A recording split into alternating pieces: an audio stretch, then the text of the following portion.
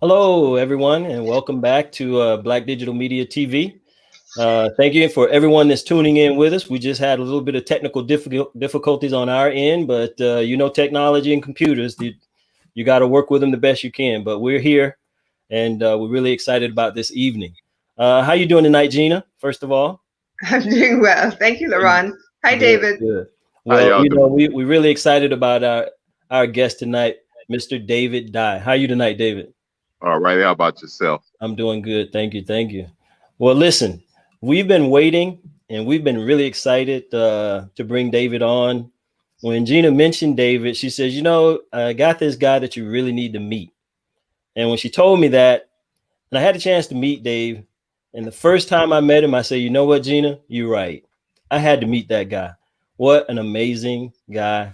Just Dave, the way he thinks things through, his craft. Dave is a writer and he's an excellent person for the community. And so we're so happy to have you tonight with us, Dave. Um, let's get started into the show and let you talk. Many people are here to look at you. We've seen a lot of response, so I know they're waiting to hear from you. So, Gina. Thanks, Laron, and welcome again. Writer, but he's also a friend of mine. We've known each other for 20 something years. It's been a Yes, while. ma'am. Yes, I ma'am. was actually a really good friend of his wife, Tangi, to those who are close to her. Tandra is was actually her real name. Mhm. And she passed away a couple of years ago. And there's a book that David has written. I'm going to mention it during the live stream. I'm telling you now that if you haven't gotten the book, you got to get the book. I'm actually going to read from it during the live stream, so I'm warning you now. If you don't have a box of tissues, get a box of tissues, get a roll of tissue paper. I don't care what it is, just as long as you have something to wipe your tears, because you're gonna cry. It's a powerful book, and yeah, get the book. We'll talk a little bit more about it, and I'll read from it during the live stream. But for now, I just want to say welcome to David, and thank you for accepting the invitation to come on. I understand that tonight, for some parts, might be a little bit challenging, but I do appreciate you coming on and agreeing to talk about some of the things that we will start. There's Mhm.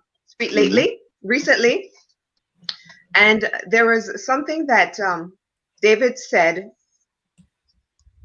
is a little spoken word that he gave during that live stream, and I transcribed it.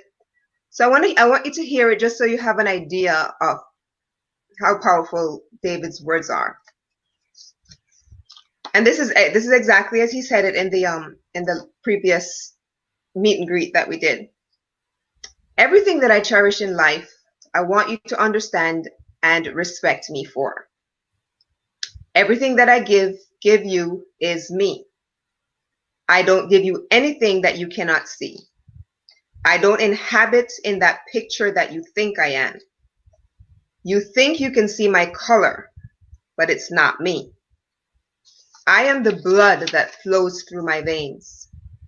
I am everything that you will always want to be, but all you have to do is cherish me for who I am. See me as a man. Don't blame me for what you have gone through in your life. My heart is my ability. My eyesight is everything. My eyes are my color. My skin is my blemish, but all I have in life is my soul. So I will give it to you this day. I will not hide away. I will not stomp. I will not cry. I will not float. I will not tell you I'm back from the east. That is Africa, isn't it? I will not tell you because if you want to call me an African American, I am an American. And that's all I ask you for. Respect. If you respect me, I will give it to you. And we will all float in this world together. I had to write that down because if you were here on the meet and greet, which you weren't obviously, it was just so powerful. There were times that David had us crying. I mean, not literally like weepy weepy, but he's got a gift, a God-given gift that he's going to share with you tonight. He's also going to share his heart because he's had a journey that is just unbelievable, is unimaginable. So, without further ado, David, welcome to the show. That is just a taste of what you guys are in for, because I do have a little bit of a challenge that I'm going to set up for David later, so that kind of a prompt, so that you guys will really get, because he doesn't speak from, this is not something that he sits down and plans out. It comes from the soul. It comes from his heart. So I'm just going to show him something later on, and we're going to let him go. But for now, David, Yes, ma'am. in a nutshell, just give us a tidbit of who you are, and then we're going to jump into a little bit more detail. I am blessed, blessed to lead a life that I've led and still moving and walking into. I come from humble backgrounds, raised by my grandparents. My mother, unfortunately, was murdered in front of me at 3. So my grandmother had me. So I was raised with my uncles and aunts like I was their brother. Went through the same things a lot of other people went through. Step grandfather was an alcoholic, got beat. A lot of things that go on, and people say that it holds them back. Well, if something holds you back, it's the same thing, and that it can drive you forward. It's the same thing. It should help you move forward, and it should help you succeed in life. There is nothing to fear in life but fear itself. And too often we take that and we run with it and look for something to save us. And all you have to do is just go back to the old ways and listen to the old people, and they'll tell you, look, God always got you. We don't always go that way. We don't always float that way. But, each person has their own walk in life. We just have to stop having excuses for everything and always. Yeah. And I know you mentioned that you saw your mom murdered right in front of you. You were what, 3? 3 years old. Well, I can imagine. I mean, that's quite of an imprint when you're that age, Mm-hmm. So the thing is, you didn't let that kind of a trauma like stay with you and become part of you. You lived past it. You moved past it. You built you've become, there's a certain term that Tanji used, and I'm going to wait for later on, because before I mention that, but you are a very strong person, considering everything. That alone would traumatize anyone, but it didn't. And you've been through so many other challenges as well.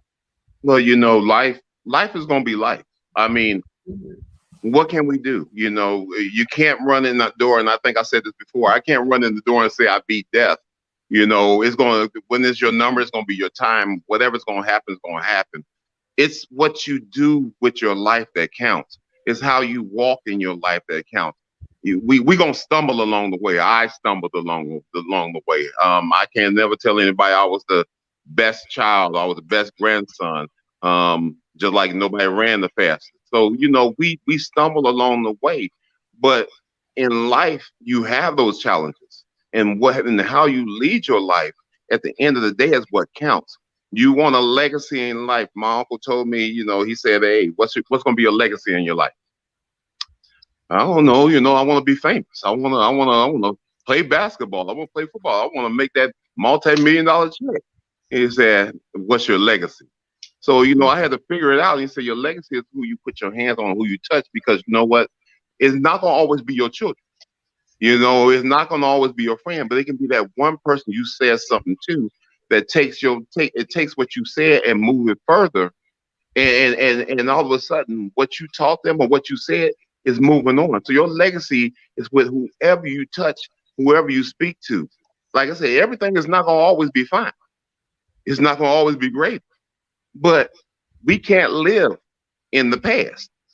And I call that the past because every second of every moment you're moving forward.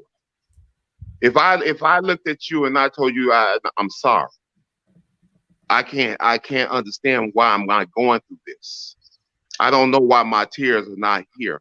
Why I miss my mom today. What is going on in my life? But you still holding me here. You know, you still keeping me down, watching me cry. You're on me. You won't let me loose. You won't let me go.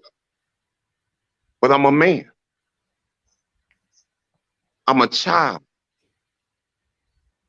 I'm a juvenile. I'm somebody. Love. I had a mother in this life. She's not here. But today I'm going to lead this life because I'm going to call her name and ask for her. I want to receive her. But my hands are handcuffed behind my back, and you have your knee on my neck. And now my throat and my breath are going away, and now I'm suffering. All because you say I have a $20 bill. It's not mine. But the courts will only know that I'm gone.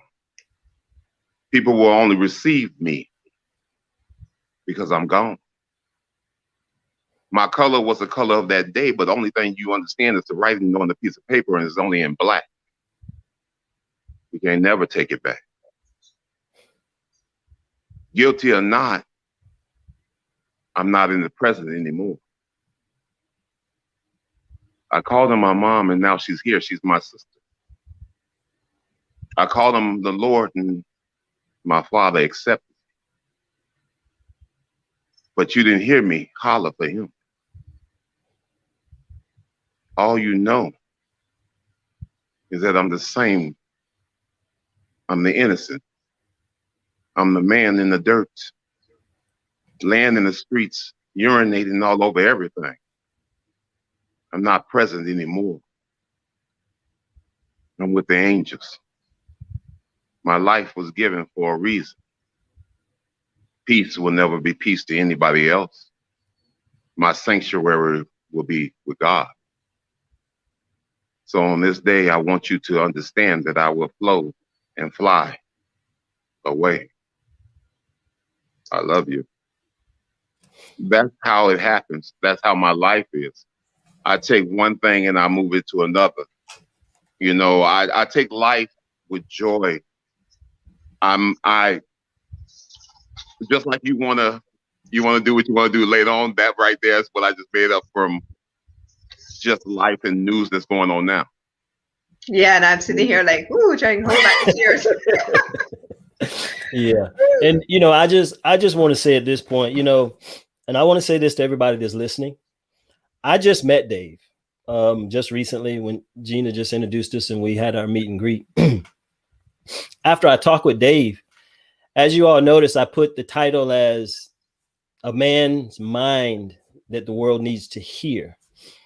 That title just basically came up when I met Dave, just from listening to him talk. This is how he is when you talk to him.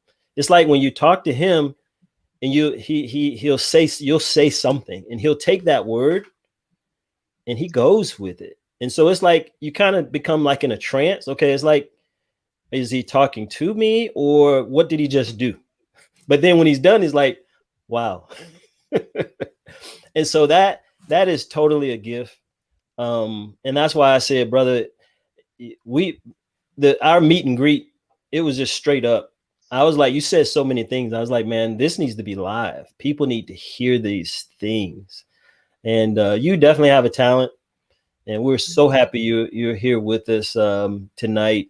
So, Dave, let's just kind of talk about, you know, what is it? You said that you went through things, and how did you begin as you begin to grow in life? Mm-hmm. When did you know that this was your craft, that to write and to say these things?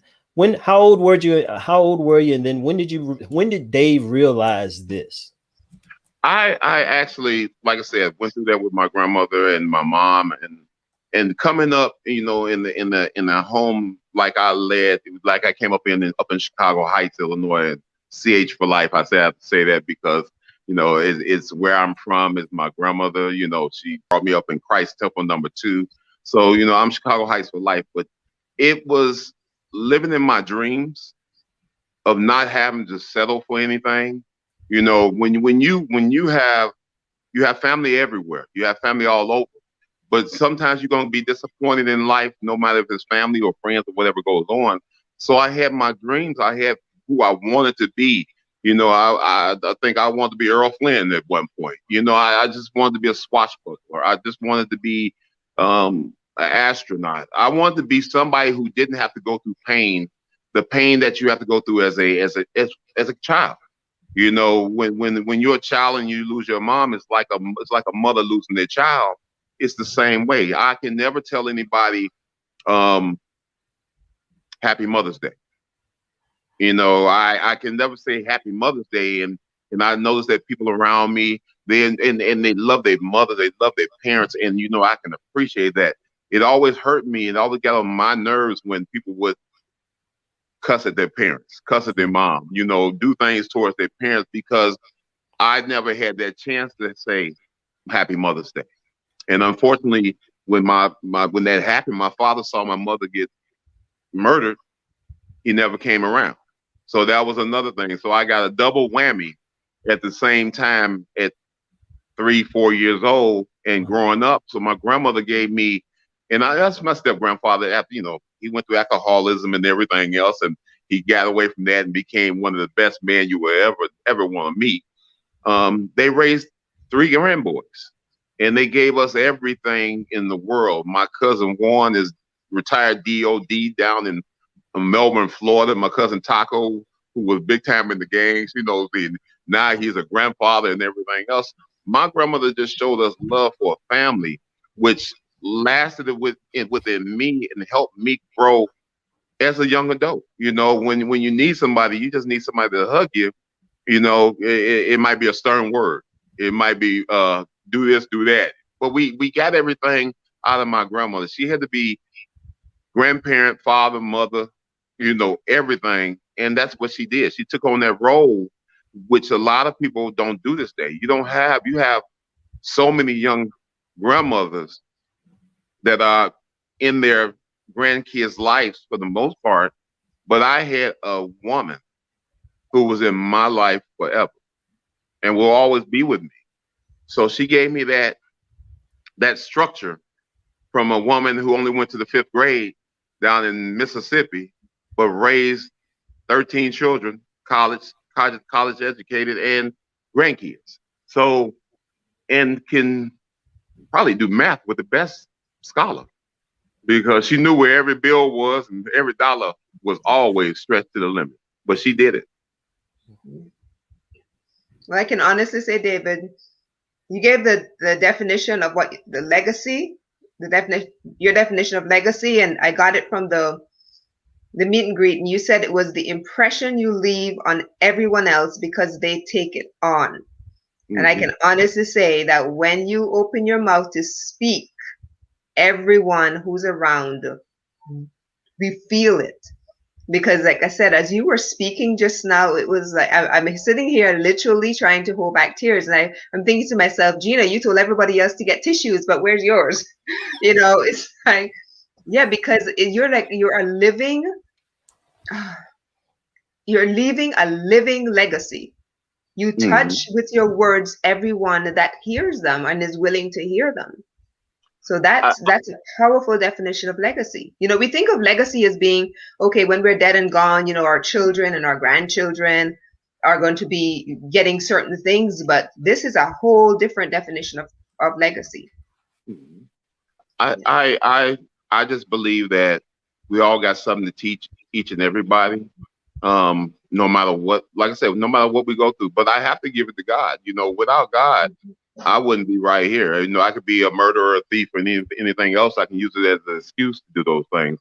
But we live through how we walk in our lives. We live through how we teach in our lives. We don't have to be the highest educated people to do things in our life, to make a mark in somebody's life. For the most part, I will actually be quiet and watch. I'm a kind of person that I will want to see what you're going to say, how you're going to move, what your thoughts. And it's kind of funny because I started doing it as a kid. I would watch you and I would listen to you talk.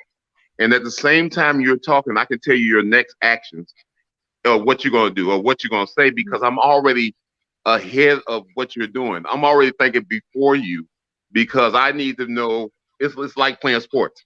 I can call out a play right now, but I need that play that's going to catch you later on down the line. And like I said, I learned that from my uncle Robert. You got to be ahead of something. You got to think the worst of things, the happiest of things. You got to think two plays ahead of everything. So I do that with people in general because it helps me become a better person. Dave, and I want to ask you this question. Just I want your input on this, just from your mindset, because you talk about your grandmother and what that meant, and when you see young people today, and I know you talk about your coach. I was a coach, football coach as well too. I commit a lot to youth and bringing them along. But I can tell by you when you love your family, you love, brother. But when you see kids today and they truly just disrespect their mother, their father, what would you say to a young man or in a situation like what would Dave say? What would Dave say? You have to sit them down. I mean, a lot of times where we've gone to now is so far away from where we came from. Our households were full of discipline. A lot of things we might not like. You have a lot of people say, "Oh, I want to give them more because I didn't have this." Well, sometimes a kid needs to learn from example. And I'm not talking about go out there and you want to pull every limb and everything else. They need to learn by a kid will learn if you tell them no. If you start out the whole picture with no in the beginning, that kid's gonna learn. Okay, then I have a set of rules in my household. I have a set of rules that we go by. My mom and my dad go by the same rules. They're on the same page. I can't go to my dad and he say no, and they go to my mom. She say yeah. It's a household where the parents speak amongst each other. I don't care if you're separated, you're raising kids in separate, from separate homes. You made this child, you have to talk amongst each other. Okay, this is how we're gonna raise kids. We don't do that today. We don't even try to teach a kid what no means. Most times right now, kids, the only thing they know is I'm gonna get this. I'm gonna take this. This is mine, and this is the way it is. As soon as you teach a kid no, then their understanding is messed up. I think I said last time we talked about 40 kids in the room. 40 kids in the room last time. It was of all colors, all shades, all nationalities. They play in a room together. They're okay. The only thing that messes them up is when the adults come. So if I teach a kid a bad habit, I want to be racist. I don't like you because you're darker than me. We teach them bad habits, they learn bad habits. But if you teach them discipline in their life, they learn discipline. We have failed our children. We have failed cultures. We have just failed as adults in this world. We fail each other because I don't want you to have more than me. We fail to succeed because we don't know what it's like to fail. And that's hard to say like that, but it's true. We fail to succeed because we don't know what it's like to fail. We don't know what no means. All we know is take. I'm going to take it. It is mine. That's all we know. That's ironic that you mentioned that word no, because yesterday in a business class that I'm taking, that is what the business coach was talking about. She said you have to understand that no is a very powerful word.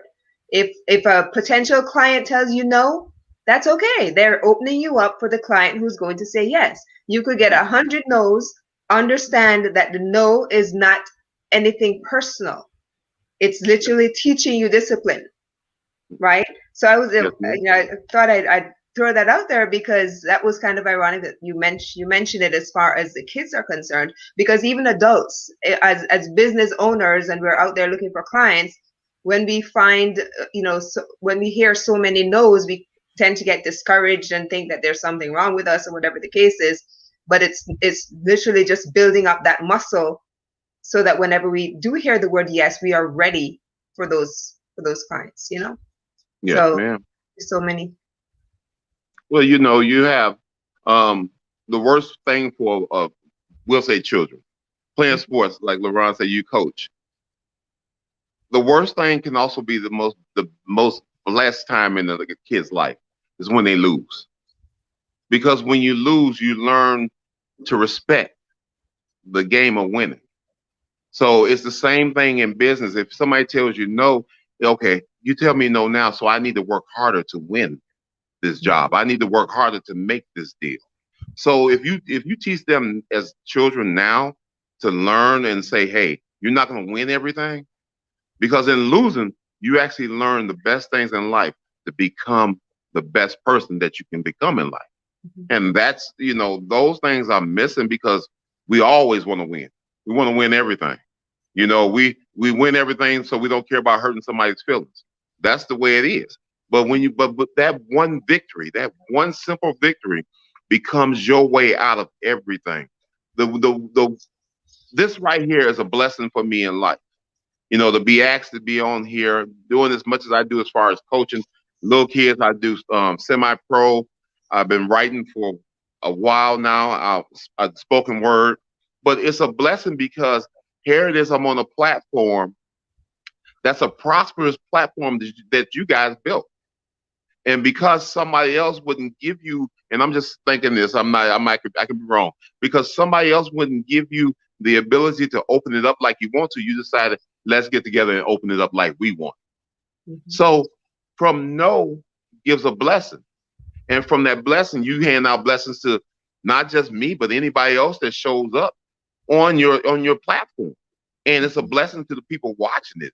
And that's the key, but I had to take no before. I had to take, what? I need to better myself. I had to take, it's not about me. It's about the presentation. It's about what God gave me to do. So it's not about my wants. You'll get those things. But it's about what's needed to be presented to those out there. Dave, I'm going to say this to you, brother. You're 100% correct in what you just said in terms of why I started Black Digital Media TV. To kind of give you the story, and it was like a no, but I was looking up to some individuals who already had digital platforms, and it was kind of interesting. So I knew I had something I wanted to offer through their platform, because like I said, I'm in the tech. My one of my biggest goals was to just get more Black youth and adults into the IT industry in a very advanced level way. But it was almost like it was just very difficult for me to really just kind of connect with some of those individuals that I wanted to connect with on their digital media platform. And, they're very prominent. And you know what? You're exactly right. And so you know what I said? You know what I'm going to do? I'm going to create my own platform. So I mentioned it to Gina. I start looking around and I says, I want to do it, but I want to bring someone else along with me. Who else can I bring along with me? I says, I need someone else that I feel that can help carry that. And I known Gina for many years, but I just know one thing about Gina: when she's passionate about something and when she gets behind something, she's in it. And I says, Gina, would you consider, coming on with me? I'm going to build the Black Digital Media. And we talked it out. She came on, and that's how it started. So you're 100% correct, Dave, in what you said. It wasn't really a no, but I couldn't get to them. And it was almost like they made it very difficult. I could have gotten to them, but I didn't want to wait any longer. You know what I mean? It's like, and so from there, we've had many great guests. And then here it is, we met you. So you're 100% right. So I say that to everyone. No is a very powerful word. in your personal life, family life, business life. But that no just gets you just that much closer to that yes. But if that no really bothers you, you know what you're going to do? You're not going to create any excuses. Right. You're going Yep. to do something to make that happen. So I really appreciate you saying that. You're 100% correct. No, thank you. Like I said, it's all about God. This is a Amen, this, brother. is- this is a blessing for me. Yeah, I mean, it's just a blessing just to be on here. And Miss Gina, Miss Gina, I think I give her thanks because you know what? She's like, can you be on my? I'll be, yeah, I could do it. I'll come on there. So and then our meet and greet, 30 minutes became almost 3 hours. So I mean, okay, I figured I did kind of good. I think I even sent Gina a text saying, okay, I hope I did okay. You I did. and I didn't want to mess up anywhere. No, you good, you confident. So Yeah. it is a blessing being on here. Well, we're blessed, brother. We're blessed, and we just, like I said, we just want to be able to share what you do. We created this platform to share and grow what we want to do, but we feel, and I believe, I can't be successful and do what I want to do if I don't bring someone along with me. And I always heard people say, if you ever make it to the top, and you say, you know what, it's lonely at the top. You know why it's lonely? Because you never brought anyone with you. Yes, So yes. it's your responsibility to, as we go up that ladder in life, we got to bring someone with us. And then it's not lonely. Then you'll never say it's lonely at the top. That's because you didn't bring anyone with you. Yep. Yeah, that's true. And one of the things I know about you, David, is you're very busy in the community. Can you give our viewers an idea of the type of community work that you do? I am through my job. I'm community development block grant, helping people in the neighborhoods, trying to help rehab homes, seniors, rehabilitate them. Sometimes having to replace homes. Food pantries. We're helping food pantries when we get a chance. We did, times are a little different because of COVID, but you see somebody who don't have, and you just like, you know what, here I can give you something. Like, we just try to give a helping hand to kids in the neighborhood. I deal with coaching, so I started out doing youth league football coaching, and when I got here, and the wife was a team mom. So all those same coaches I still know, they still do youth league and giving them pointers. I have kids now. Well, I say kids, they're grown, they're married, so they're coaching youth leagues, and I'm helping them out on how to help the children out. And I find out that these same men now are teaching the kids now the same way I taught them, that everything, like I said, you teach them no, you teach them respect, you teach them how to grow. And now in Cocoa, you have a lot of kids who went to Cocoa Rockledge, NFL players, and these are from the coaches that I coached.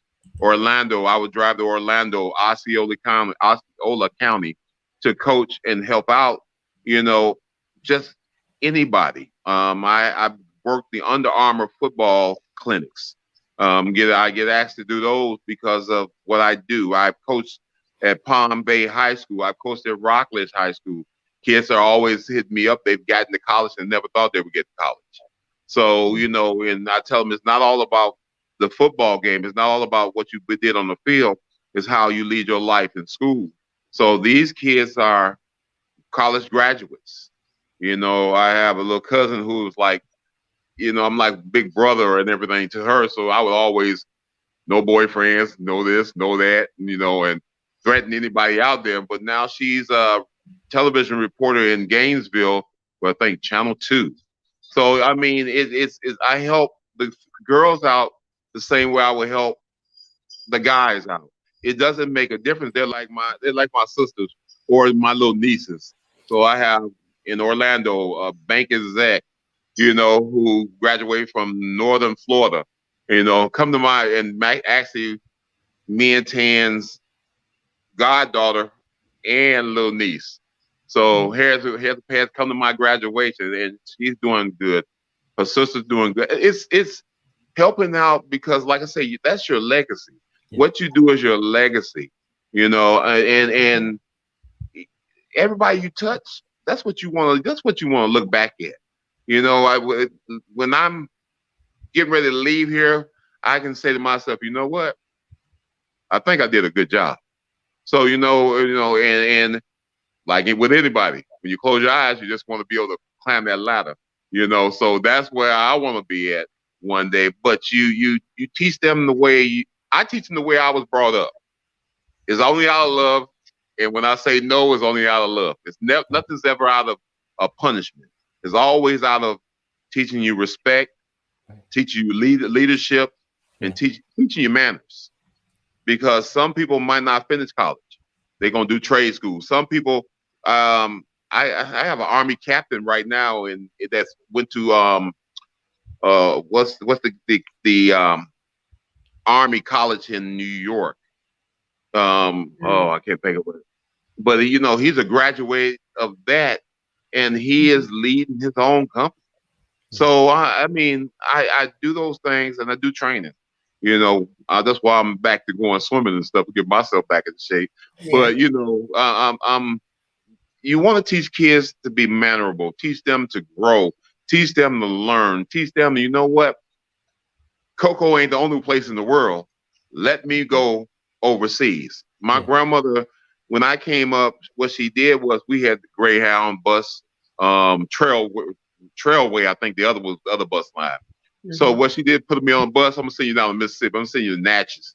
I'm gonna send you to my great aunts who are back on the river. Now for a kid that's traumatized, when you have to go there and you say, okay, where do I use the bathroom at?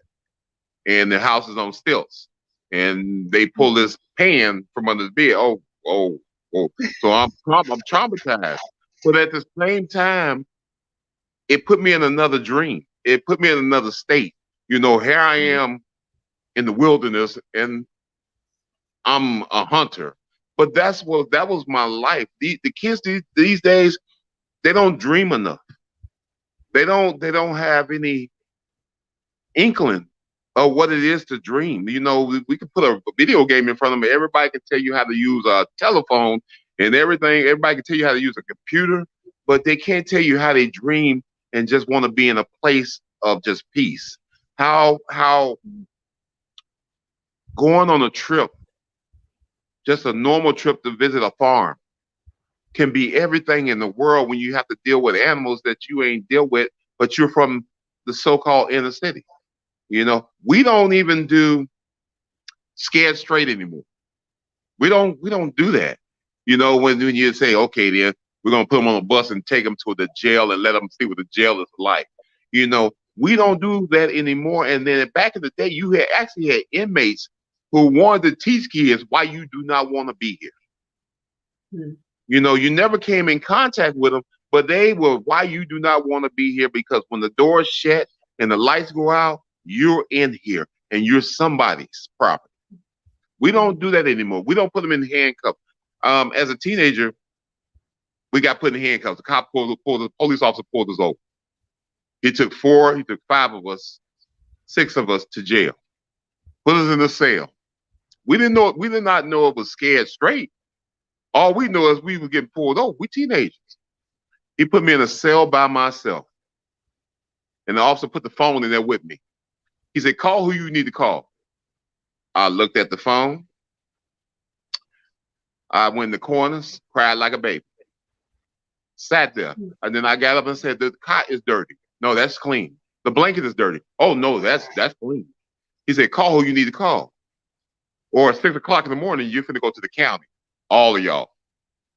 So after I got through ruffling around calling my aunties, why you in jail? So we don't have caller ID, so how you know I'm in jail? So why you in jail? I don't know. I didn't do nothing. No, you did something wrong. Call mama. Who gonna call their grandma?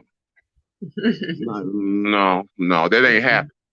But I end up calling my next door neighbor who was a lawyer, and she said, David, what you want me to do? And Glenda Gray is a lawyer in Chicago, Illinois right now. What do you want me to do? I said, she said, okay, bye, click. Now, you only get one call, but I'm calling people. So I call her back. She said, Dave, what you want me to do? Can you send your dad to get me out of jail? Okay, I'm going to sit him down there. So we get out of jail. He takes $600. And I thought he paid them $600. I said, I'm going to pay you back, Mr. Gray. I'm gonna pay you back. He said, I know you're gonna pay me back. I know. I got home. My grandma fixed breakfast. We had a football game. She fixed breakfast.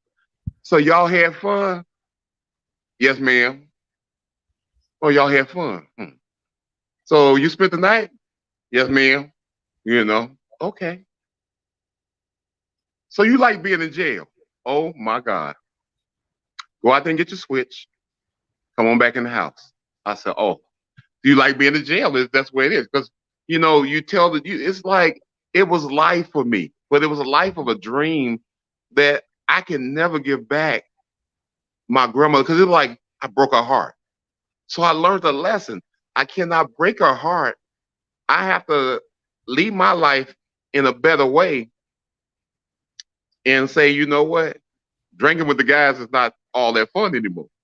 So, it taught me how to teach other kids. You put them in something, you put them in a box. You give them a way out, but you let them learn their way out.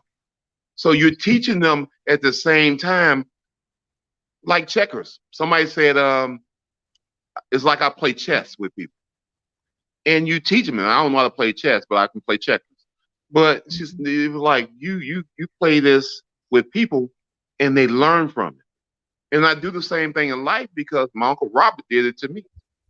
So every kid out there has a right, a God-given right to be groomed, flourish, and move on. We just have to open the door for them and not just think about us. We have to think about the whole picture. We have to be that village to a community. So Dave, what do you, and on that note right there, so what do you say to parents when you have parents that says, you know what, it's hard for me to say no to my child. They don't want to put them in that spot to where they got to find their way out. You do have parents like that. So are parents, when they take that position that they don't want to say no to their child, are they helping that child? They're not helping that child, because if you don't want to say no to your child, we'll say it like this. If you don't want to say no to a child, then can you say yes to buying a coffin? Because it's one way or another. I won't tell you no, you can't do this and those whole things. But do you say yes to buying a coffin? Because if you don't start saying no, you're gonna buy a coffin. Or these days we don't have it. I need a donation. Can I do it online? Everybody donates for a coffin. Just because you wouldn't say no to that child, your child. If you love that child, if you bring that child in the world, I don't care if you was a seed, I don't care if you was the donor. You bring that child in the world. If you can say no to that child, you teach that child, he or she, respect. Because sooner or later, somebody else is going to say no. Yeah. Somebody else is going to say, you can't go in that room and see them right now. Somebody else is going to say, I have their body. So it's up to us. We can either say no now, or later on, we got to say, yes, we're picking this coffin for a child. Yeah. You only got one loophole in the Black culture. Every mother, take your time when you're driving. Be careful when you're doing this. Don't do this wrong. I don't care how much money you come from. The color of one's skin can always put them in the same predicament. And we're not going to say every officer or everything is bad, but the wrong move can always put somebody either in jail or somebody in a box. But if you say no, you cannot go somewhere, then that's telling them, I got respect. You got to set the rules here. Did you clean your room? Did you do what you're supposed to? I can still be worried as a parent, but I know I got a good child that went out there. We still get into stuff as kids. We gonna do it. They gonna do it. They gonna still do what they want to do. But I know when I it's like putting a product out there. Right now I'm on a platform. If my child goes out, I'm putting a platform out there. I'm putting my product out there. That's a product of me. That's a product that I said no to. I know they got respect in them. So that's what you have to do as parents. We have come so far to crawl so little. And that's what we are. We have technology. We have everything in the world. We so, like I said, we're so busy giving that we forget what respecting it. Respect is. We've lost control of that because we have. I mean, back in the day, you can't come in and watch TV. It's time to go outside. It's time to go do something. It's time to learn how to do something outside. Because what it did is it taught you as a kid to solve problems. Yeah. You know, solve problems when you go outside. Hide and go seek, kickball, everything else. It taught you how to solve problems, you know, in the street. So when you came home, okay, you watch a little TV, you do a little homework, and you go to bed. We have to remember, and I came from this kind of family. I came from a grandma who picked cotton. So I listened to the stories. She didn't have TV. She had to get up in the morning, pick cotton, and then walk miles to school. And she only went to the 5th grade. Then come home, pick cotton before it was time to do any little homework. So from those days, it teaches us that we can flourish, but we have to keep our minds open to what's going on. We have to have those limitations. We have to have those things that are challenges for us. Because if we don't, we become weak. And today we're living in a weak society. We're living in a society right now that we can watch them attack the Capitol, you know, and we watch that, and then people say, "Oh, respect blue." And I know I'm going from one place to another, but they say respect people in blue. Okay, you respect people in blue, but you're the same people that's beating them up. Now you're the same people that's hiding. But the one thing, and I thought about this, and I'm going to something else with it. But the one thing that got me was we all got mad at Trump. We all pissed off at Trump. But if you look at it, we need to be giving him a handshake. We need to give him a clap because you showed me who my neighbors are. You showed me who my so-called friends are. You showed me racism without a hood on their face. And you showed us politicians who believe in racism. So you know what? You made America good because you showed us what it was about. It is about money. Yeah. It is about who's going to have it and who's not. So we need to teach our kids what no is so they want it more. We need to teach them to grow further by teaching them that this is a real life and that there's nothing that you're not capable of. But we need to teach them life itself so they know to work for everything else. If somebody's going to be scared of you, let them be scared of you for what you know and how you present yourself. Yeah. And that everybody doing evil things to you don't hurt you, don't affect you. I can walk away and I can do something else. That you don't get on my nerves because you want to see me frown up and get mad. You don't get on my nerves because you want to see me show out. No, I'm going to show you the best of me. I'm going to show you who I really am because you know what? What I am inside is who I'm going to be for real. That's what you do.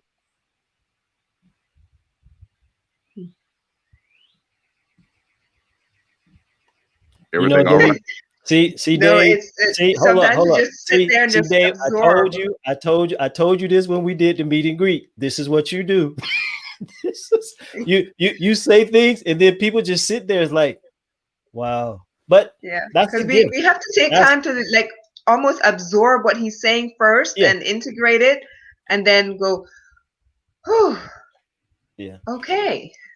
And that is definitely, and that's why I came up with that title, A Mind of a Man the World Needs to Hear, because you know, and I say that to you because once I met you and began to understand you a little bit better and understand how you think, and I felt okay with giving this time that title for you because, you know, in life, you know, people come across a certain way, and you know you can trust them.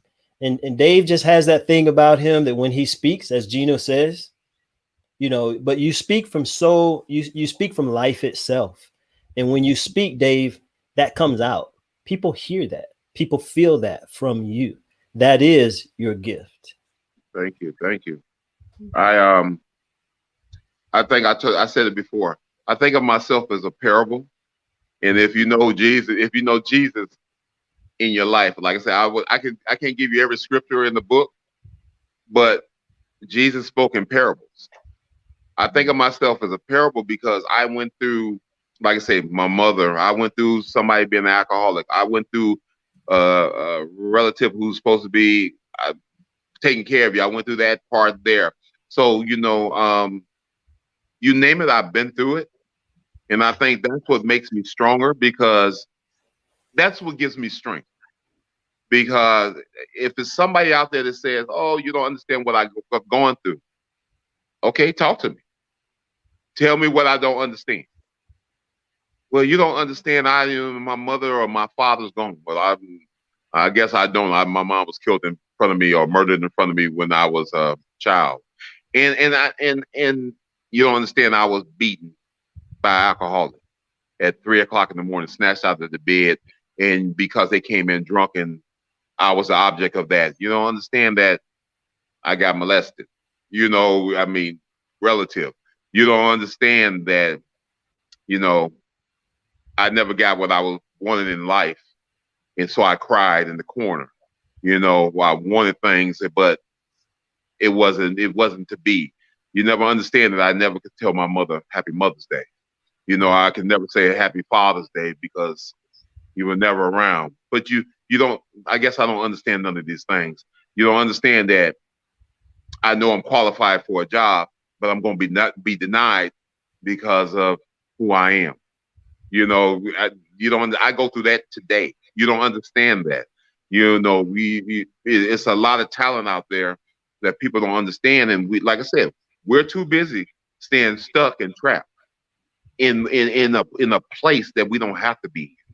We accept what people dish out, and when you accept it, that's going to be your norm forever.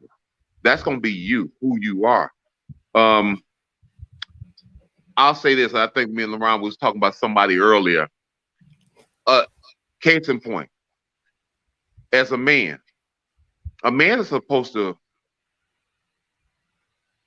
honor his woman, but honor the men around him because of how he was brought up. A man is not supposed to sit there and say, you know what, I'm going to dog this man out here because I want to make myself look like I'm Shira or hero. I want to dog his name out. I want to dog who he is. I want to dog his legacy out. And then once again, that's us again, not doing what we're supposed to do as men. We dropped ourselves to another level. We're beneath a rock right then. Once we do that, you're supposed to uplift no matter who it is, no matter what color they is. You're supposed to uplift all men, because if you uplift all men, you will learn to cherish when you get uplifted by a woman. So if you as a man have to walk into a building, into your house, into a church, and I gotta down you, oh, he's not this, he's not that. Oh, why should I make you a part of my gossip when here I am with a woman who's going to uplift me just by their words? Are you okay? Do you need anything? We men, like I said, here we go again. We men have gotten too used to testosterone. That's where we stuck at. I need to have a harem more than you have. But all you need is one. All you need is to uplift that one man so he can go on and uplift one woman, uplift another man in life. We want to slap each other hands rather than take each other by the hand. So I think we have somebody right now who said he was with all these women and stuff like this, and I can't remember his name offhand, but he wants to dog all the men out all over the place. Let me tell you who that is, because I mentioned that too. That's the guy that's gone viral right now, this Derek Jackson guy. He's supposed to be all this muscular guy, and all the ladies are just like freaking out over him, all to find out that he has a wife, and then he brings her on after some lady comes out and says that she has a relationship with him. But I was talking with Dave earlier. I says, have you heard about this guy? And he hadn't really, but he says he understood that person and why they do what they do. But my statement to David was a real man don't need to dog out another man to be with another woman. That's not what real men do. A real man has so much confidence in what he's doing and what he's about. He wants to give that to his lady. He knows how to show that. He's not trying to dog out another man. And that's who Dave is referencing at this point, that Derek Jackson guy, that all the ladies start finding out that, oh, this guy he's really got a wife, but he's going around all these stories that he's a cheater. But, and what really made me want to mention that to you, Dave, because Gina talked about you. She told me about you, about your relationship with your wife. I'm like, now that's a love story, the way Gina talked about you and your wife.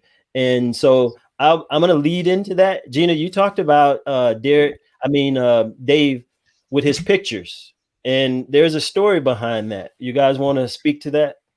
Oh, yeah, we're definitely going to talk about the David and Tandra love story. You have to hear that. You have two of my paintings, right, David?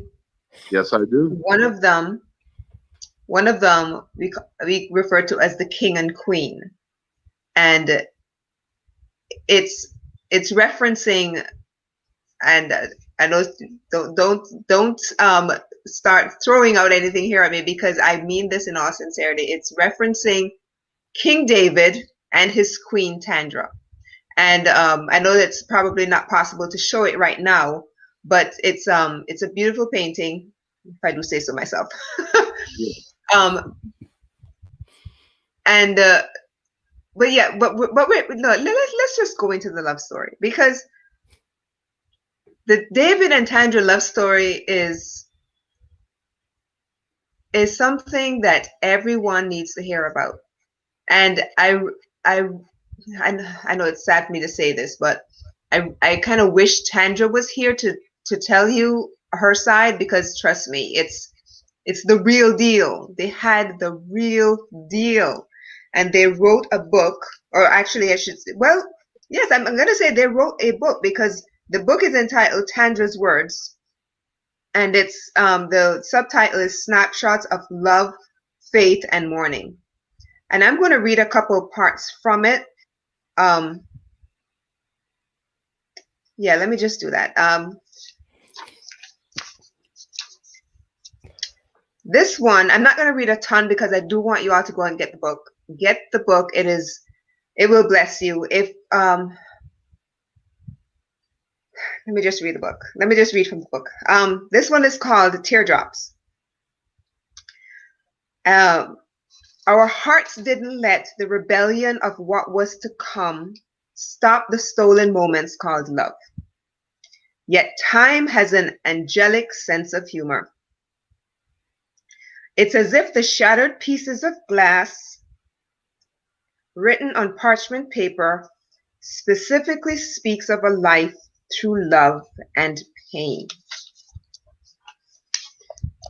Yet we were to walk this path for so many years as one.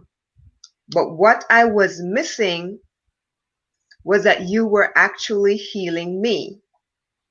I believed that I was your true mission in life, just when I thought you were mine. Baby, I waited in hopes that the mistake was just that, a mistake that I would wake up from. But God slipped you away from this earthly world of dreams. So I will blow a kiss to you every night in hopes that it reaches its eternal flame. The woman who would love this imperfect man. Oh yeah. I'm telling you. All right.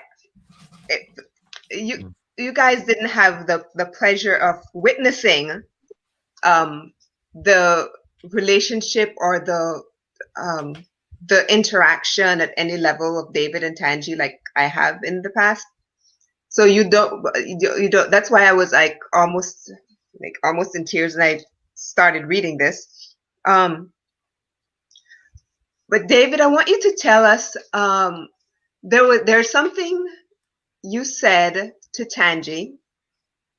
You hadn't even met her yet, okay? These were your first words to her when you walked up to her and introduced yourself. Wow. Even before you introduced yourself, you said these words to her, and it was the same word you said at her funeral, at her homegoing.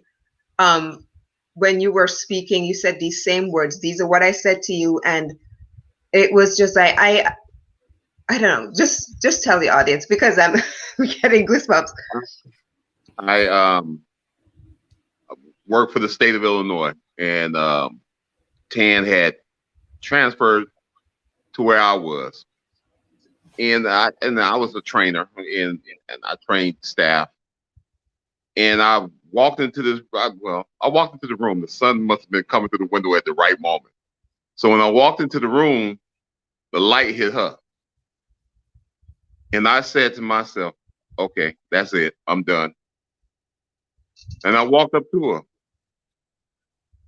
I said, "I just want to make love to you." And she must have thought I was the craziest thing in the world. She's like, "Oh, this man is crazy," you know. And from that point on, she left out. She ended up coming back, giving me her telephone number. You know, so it was crazy, but I guess I can't believe a man will ever do this anyway. So I'm gonna figure this out. But from that point on, we friends for 5 years before we even got married, and we got married down here. And the painting signifies it, king and queen, because we did it in the African style. We did an African wedding in Cocoa, and I know in life, I knew from my grandmother and how she led her life, no matter what you go through, you stick behind that person.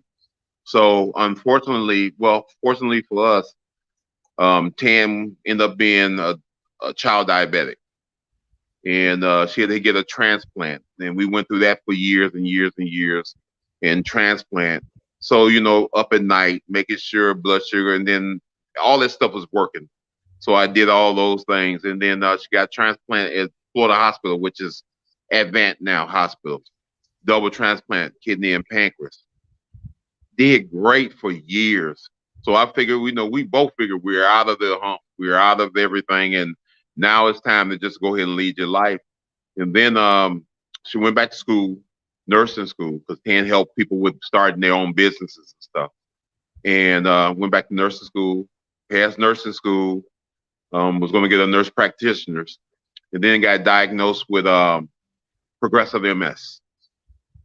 And one day she came back home. We found out all that, and we were going through the whole thing of the illness. And then she came back home and she told me, "I know my outcome." And as a husband, as somebody who is in love, I don't want to hear that, but I know what that means because I was raised by older people.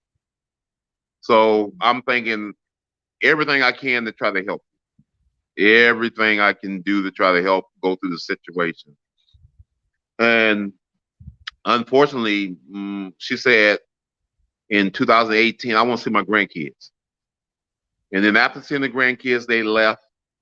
January comes, 2019, Tan says, "I want to be cremated." Okay, where does this all come from? And February the 16th, Tan left this world. I told her she'll be, when you leave this world, you're gonna be in your own bed, you're gonna be in your own home. And she decided to transition that night. And it happened to be a day before what would have been my father's birthday, which is the 17th, and then on the 20th would have been my mother's birthday. But my birthday was actually a week to the day after she passed away, the 23rd of February. So me and Tan had what a lot of people wish they had. What a lot of people, when they find it out and figure it out, they'll understand what it is. I figured out for the longest, we're gonna grow old together. And we're gonna leave this world as senior citizens. But God made it a way where she came into my life to bless me. You know, like I said, she made it where it wasn't about me. You know, it was about the life itself, loving life, loving the journey, and walking that path that God give you. The journey was what God plans gonna be His plan. You know, but you hold hands and you know, you seek family and people around who really believe in God, really walk by that faith, you know, and you call on them to help you out in life.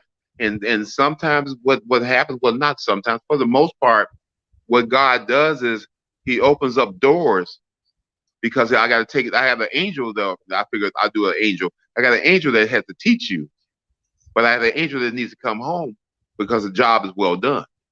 And now those doors are open. Now, what are you going to do to step through it? Tan taught me to be who I am right now. And I have other people in my corner who taught me the same thing. And they're watching this right now, you know, to step out on faith, to just keep moving your path. But Gina, you know, she was everything. She is the angel right now that guards my path. There's I'm gonna read another part from the book where it says, I know my future, even if it comes in such a short version. This is what life is to be. So always remember, I love you. I hope you remember not the flesh, but the spirit within. And that right there, yeah, when I read that, I was like, oh. She goes on to say, David, you held me as only a king would hold his queen. Wow. You heard that, ladies? But my love for my father has set me free. I have no pain in the body of the present, no fear in the land of the lost. I am with him, and I will wait for you. Oh yeah. Oh yeah. Wow. You know, Gina, when I wrote the book, it was off of what we talked about. You know, I know a lot of people at the time, like, well, damn, ooh, she really wrote this. She did, because she inscribed that inside of me of how she was talking, and those same things is what I kept, and it just came out. I think I told y'all last time, writing the book was kind of a challenge in a way, because when you're writing poetry, you don't know how the system takes the words that you write. So I had to actually go back to the book and actually edit the book again to get everything right, because you know, when I wrote it, I didn't even want to look at the book no more. I'm done with it. I'm finished with it. But I had to go and change things in the book to correct errors in the book, misspelling words or something, because of poetry. You know, so it was a learning. That's what drove me, because I wanted that book to be the best. You know, I wanted that book to be, if you pick it up, I wanted it to be where somebody, when you read it, you're like, okay, I can understand what love is. And now, you know, I search for that in my life as a woman. I search for that in my life from whatever man I'm with. Man, I understand where she's coming from. And now it teaches me how to be a better man and want this in my life, because you know what? We're not getting any younger in our life. Mm-hmm. So sooner or later, you're gonna have to settle down and say, you know what? I learned what true love is about. So now I leave my life in that. And if you have a daughter, you want them to lead their life by understanding what that is. If you have a son, you want him to lead his life by knowing, let me treat my princess right, if I want her to be my queen. And for those of you who are wondering what the name of this book is, it's called Tandra's Words snapshots of love, faith, and mourning. All right, so I'm going to go ahead and I'll read a little bit more. The message would be therapy for us to love not the body, but the spiritual boundaries that would open. You are my last victory in the flesh, and I give thanks to the God who brought our souls together.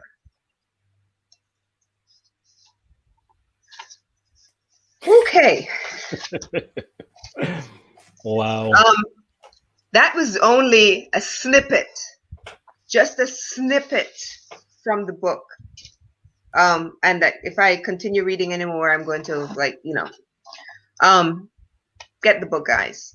Yeah. If you have a love story like David's, then just read another love story, right? If you wish you had a love story like David's, get the book. If you have a daughter who's not yet married and you are hoping that she has a love story like David's, give her the book. I just get the book. That's all I can say. David, yes, it is. It's a very powerful book. You got to tell them how do they get the book? You cannot read it without crying, because if you're reading the words of two people who loved each other dearly and really meant till death do us part. And those are probably just maybe parts of 4 poems that were in there. It's a nice lengthy book. Just get the book. How do you get the book? How do you get the book, Dave? Tell them how to get the book. You can get the book at Barnes and Nobles, or you can go on Amazon. It is I think it's best probably to go to Amazon because it's there readily available for you. But it is a book that I think everybody would take pleasure in just reading. I know that I get feedback. Some people are reading on the back porch and they go through it again and again, who have lost loved ones, and they just read it and a cup of coffee and with their daily devotional, and they love it still, and they just keep it with them. So, and they passed it on to their nieces, daughters, to read. So, I mean, it's one of those books where it's just a simple book, but it's just a simple love. So I think that everybody would love it. It's just you have to take time just to read it a little bit. And what's the name of you wrote 3 books? You wrote 3 books, Dave. What was the name? What's the name of them? That book is Tandra's Words. Love. It's snapshot of love, faith, and mourning. And then I have a poetic word according to King David. And then I have a seductive book, which is called A Living Sacrifice, which was made off of a play, which is doing really good too. Those are just a few of the things that I'm doing, that I've done. So I'm still tweaking things because people want to see other books come out. People want to see me speak, do engagements. I've been asked to come to Australia to do an engagement over there. Unfortunately, this pandemic and everything else slows everything down. And, and when everything opens up, the blessings will just rain down. And I'm just waiting for that to happen. Well, what I love about... Oh, sorry. You know what I love about reading the Tandra's Words is because I've known you both, I can, as I'm reading, it's almost like I'm reading in Tanji's voice. And then when it comes to parts that you would have written, I can hear you saying it in your voice. So it's almost like you're speaking to each other in this book, which is really neat. If for anyone who's known Tanji, I'm sure if you read the book, you probably went through the same experience, because that's what as I was reading it, it's like, oh, that's Tanji. I could almost hear her voice. And then as your parts came on, I could hear your voice as well. And it was like this dialogue going on between you and Tanji in this book. And, it's a love story. It's a story of, there's poems in there almost about like forgiveness, like Tangi asking for forgiveness before she left you, and just making sure that you're going to be okay. And it's I could go on and on, but it's a really good book. I'm telling you, it'll make you cry. I don't see myself sitting down on the back porch and reading this with a cup of coffee. No, this is more like one of those with a box of tissues. Yes. And Dave, like I said, it's amazing because, me and Gina, we've done many shows, and it's just interesting to see Gina's reaction right now when she's reading your book. But that's just the effect that you have. Like I said, it's definitely a gift. I'm so happy that you're with us today. When you come out with your book, please come back. And we want to tell all the listening audience this. We're asking Dave, and I'm asking Dave that if he would commit to doing some things and working with us with Black Digital Media and some things that we got some great things coming on. And I would love, because of your background, because of you, the person that you are, I would love for you to definitely consider working with us and doing some things. I think you'll bless us, and we can, all those that's out there that knows that you'll be a blessing to what we're doing. And I would hope they would love to encourage you to say yes. But I want to ask you to do some things with us too, because we think you'll help us a lot, brother. I thank you. It's an honor. It's truly an honor. And like I said, I give it to God and the blessings. I got you. I got you. Yeah, I never thought I was gonna have like this kind of a reaction on here, but yeah, never. Yeah. I did say that I was going to set David up for a challenge. I'm going to show you a painting. Okay. And then I want you to just let it flow. Okay. But before we do that, I do want to say thank you so much for sharing. I know that you shared some tough stories, but we definitely had to talk about you and Tangi and your love story, because that's just so powerful. That to me is like the perfect. And one of the things I wanted to say, that something that really touched me was Tangi was buried in the gown that she married you in, right? Yeah. And you were at the funeral in the African attire that you got married in. And that to me was a powerful statement. Yes. That was beautiful. I know you started off wearing one thing, and the day that she went home, you had the same thing on. That to me was powerful. I just wanted to say that. All right, so okay, I'm going to show a painting. Pull it together, Gina.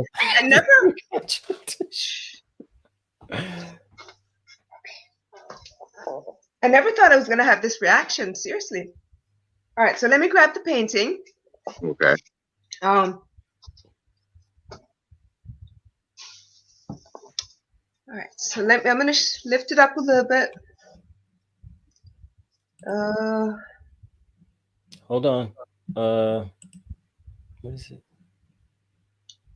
Is that? Yes. All right, right there. Okay. There we go. Much better. Okay.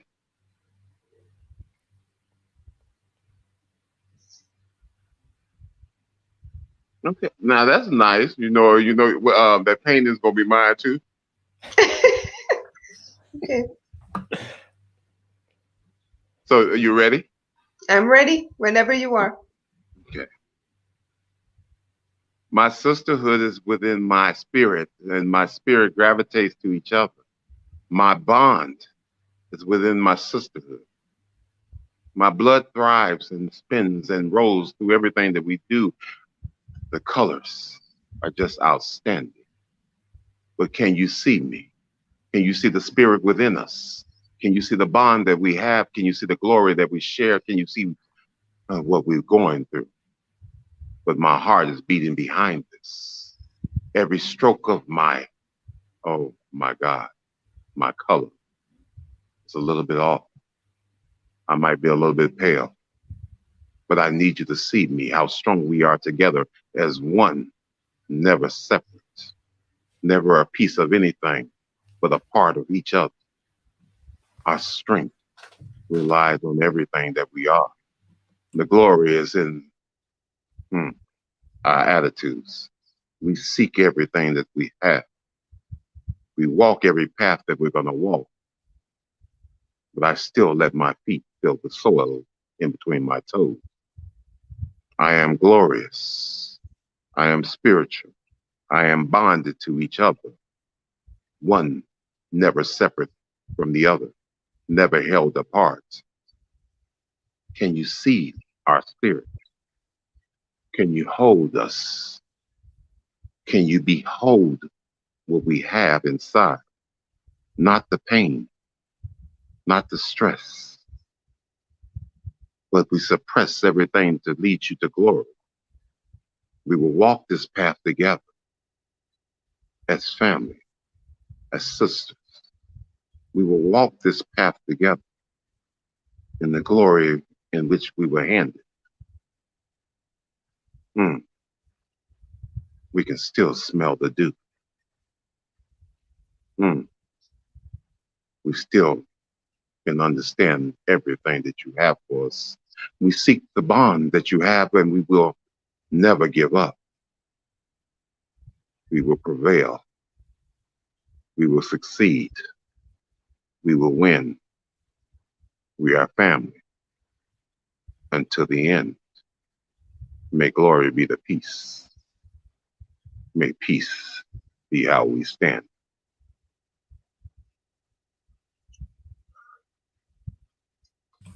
Wow. Wow. Y'all better get them books. Get those books. Yeah. Get all the books. Yes. Wow. Good job, Dave. Wow. Yeah. All right. Those of you who are wondering, well, what was the name of that painting? That painting is called I'm Not Just Another Face in the Crowd. So that was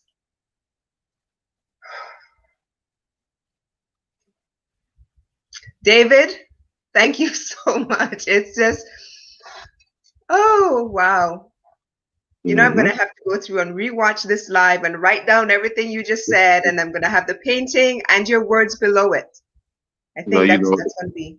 It's a blessing. It is, we all blessed, but it's a blessing, that God, gave me this platform. You guys have been his instrument. So, and to anybody out there, I suggest that they, just come with it. Just come with it and just be ready for, and yes, I do accept, but outstanding media, an outstanding show. So I just give you thanks, and I thank you for blessing me. So no problem. We've all been blessed by your presence, by your words. This has been, by Tangi's words, it's truly been a blessing. So Gina and Dave, when we had our meet and greet, one of the things that we were saying was, man, some of this stuff that you're saying, Dave, it has to be, I wish we were live, because it was just so hard we couldn't recapture everything that we spoke of during that meet and greet. But I do have one request. You saw the screen kind of went, like 3. Yeah. So what I did was, I guess you kind of seen it. I kind of queued up that poem that Gina spoke of the first time when we first got started. So Gina, I want to cue that up and let that play for just a second during our meet and greet with Dave. What do you think? Is that okay? Yeah. Gina? Okay. All right. You ready? All right. That's why the screen did like it did, because that was the first poem that Gina mentioned when we first started the show that you did. And it just captivated me when you did that. So I'm like, we got to have this guy on the show. So let me do this again.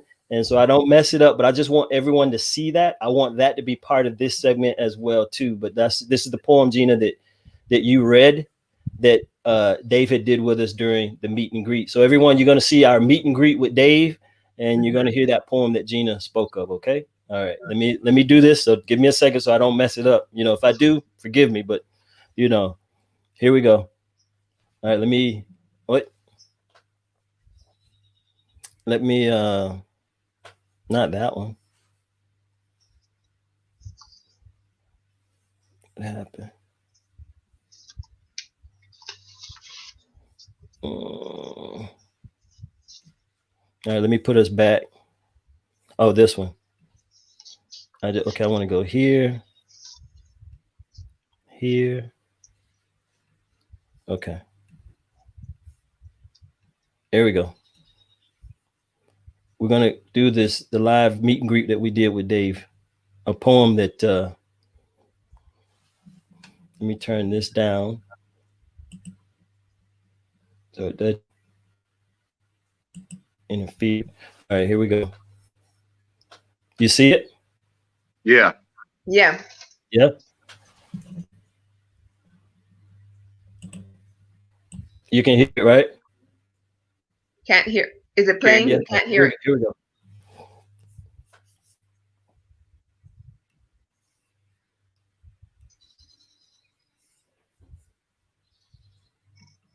my heart will be in Yeah. Yeah, but Dave, you know, and what if Gina reads something and you know it's that's that one thing. Let me see. Makes that string pull, and what's going to happen? It will. I can call you the rhyme, right? I'll say Go ahead, brother. Yes, sir. What comes to mind with you with life?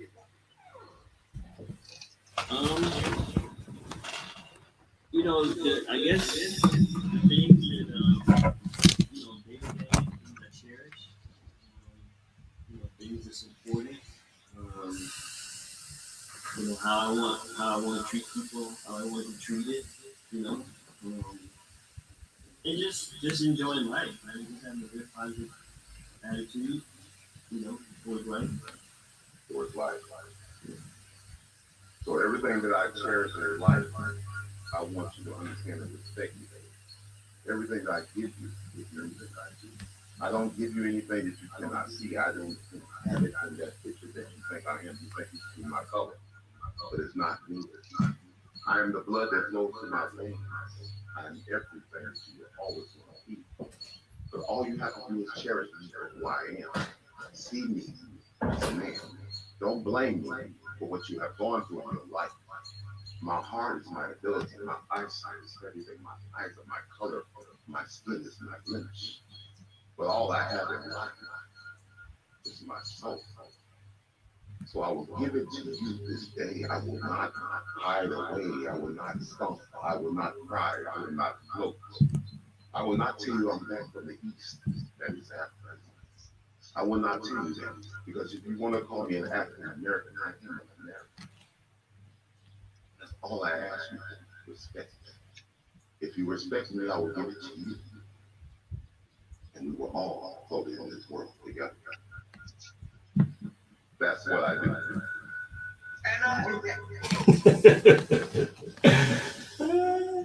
Yeah, let me turn it on. Yeah. Okay. All right, we're back. I just wanted to play that piece. I just, you know, I didn't feel I could do service without that. So that was. I don't know if it echoed. Did you guys get it? Did you hear it okay, or was it echoing bad? I had a little echo, but you know, I know what it was saying. Gene? Before we go on, there was a little bit of an echo in there, but I think it was okay. There were quite a few comments that were popping in. Donna says, hello, everyone. Alvin Sims, I'm just giving a shout out to everybody who's here. Nicole, Delisa, there were so many people on here watching. Gina, hi everyone. Thank you so much for stopping by. Everyone said they loved it. Loved it. Yes. Wow. Wow. Love it. Awesome job. RYL. I'm guessing those are initials are real. Yeah. there's a lot of interaction. And I had it in private chat, and I'm like, why am I not seeing comments? And realize I'm not on the comment section.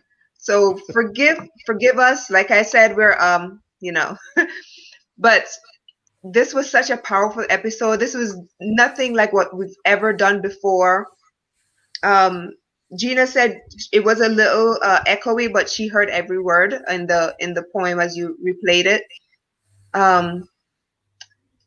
I see you. Oh, Coach. I see you, Coach. So much beauty in your words. I'm just reading some of the things that people are saying. Wow, wow. Love it. Love it. Very beautiful. I need all your books. Please inbox me. That was from Nicole Tolliver. So you're going to make some sales tonight, David.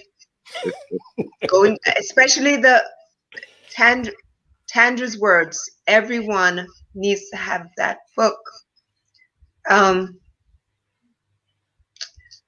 Whew. I really didn't think I was going to get that emotional, because didn't we agree that I was going to read because David was probably going to get emotional with the reading? Yes. Finally got to the broadcast instead of by phone. Delisa says, love the words of encouragement and the positive things that you are doing. Yes, so much. Wow. Nicole says, amen. Amen and amen again. Thank you to everyone. Thank you to everyone that's with us tonight. Please like, share, subscribe to our channel. Find how does everyone find you, Dave, on your digital platforms? They can look me up on Facebook. I'm also on Instagram. I write almost every day, so it can be everything I write is something new, it's something fresh. I'll tell you right now, I'll write something and won't remember it, so that's why I write it and put it out there. So it's there. It's just like to me, making a painting. If it's on your mind, if it's right there, you got to get up and do it then, because if you don't, then you lose what it was. And then trying to search back and trying to pick it back up ain't gonna get it.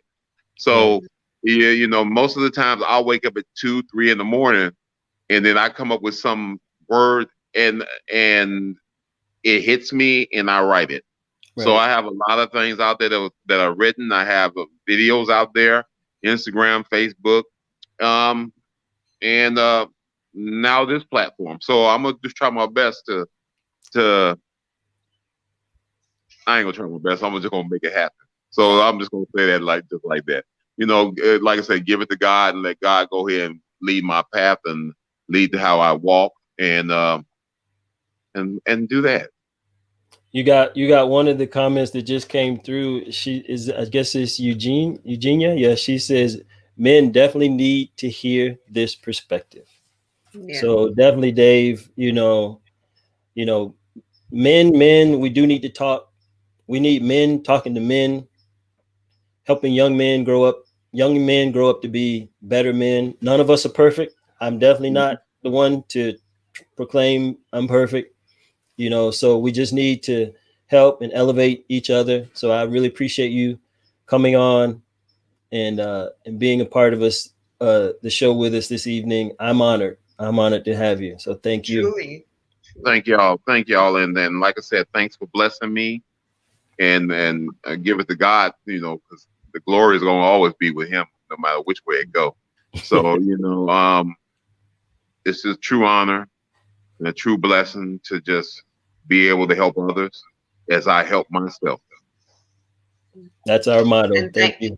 Thank you for writing Tandra's words, because it truly felt like she was here. She was present. You're welcome. Thank you so much, David. And to all of you who are watching, I know this is like, oh, wow. For everybody who is watching, like I said, again, get the book, get Tandra's words. Definitely. You can get all of his books, but definitely get Tandra's words. And thank you so much for joining us. David will be back because we are going to work some things out. There's another poet who we had on the earlier part of the of our show when we first launched. I spoke to him today, and he is looking forward to meeting you, David. Wow, And I think that excellent. is going to be a wonderful show with the two of you on Yeah, there. It's that's Patrick beautiful. Wiggins and David Dye. Two poets, two very powerful writers, two very powerful speakers. But Patrick doesn't really speak, but when he does speak his poetry, it's very powerful. So look out for that particular episode, and we're still working all of the details out on that one. So we'll let you know whenever that happens. Yeah, But and David, thank you Patrick so was much again. Patrick was one of our first guests. So if people want to Mhm. see what Patrick, look at the video that has Patrick on it. That's the one. So I'm looking forward to that, Dave. You and Patrick, I can definitely see you guys talking, brother. That's going to be good. Yeah, So that will be. everyone, thank you so much for sharing tonight with us. Please like, please share, please subscribe. The more you guys help us out in that regards, you're building the algorithms for our show.